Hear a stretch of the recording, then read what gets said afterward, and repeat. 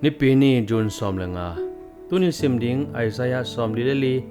neu som ni khat som ni nga pantung te o to pa in tua thu sem kinahi manin la saun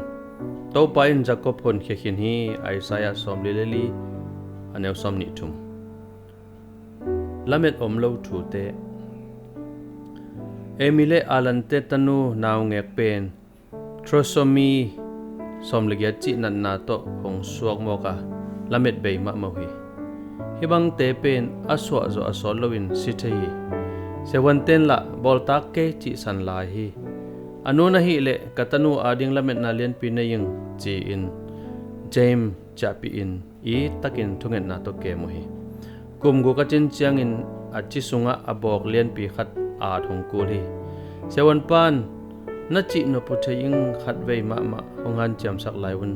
chin thu mi James aswa laya angai su na jong khial ke sai keizong hot khiat na lungoling chi hi Emile alan in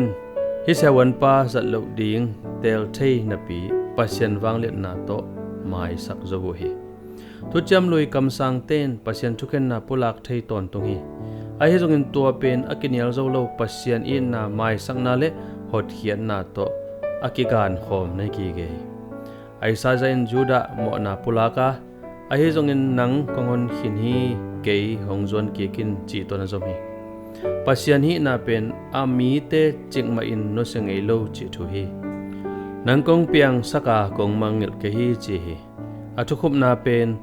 bantung te o to pa in tua thu sem ki nei manin la saun to pa in Jacob hon ki khin hi chi hi James pumpi tunga abok chi bang ma mulowi sewan pan nalamdang piang hi chi hi thunget nain wang nei hi hongtan pa pasien wang a hi Lamet Omlo din mun na tuak nge hiam nanun ta na sunga pasien hot khian na koi bangin na mu khange hiam wantung pa o hongcha ki kin hongchi ka pasien nahi manin lungdaming amen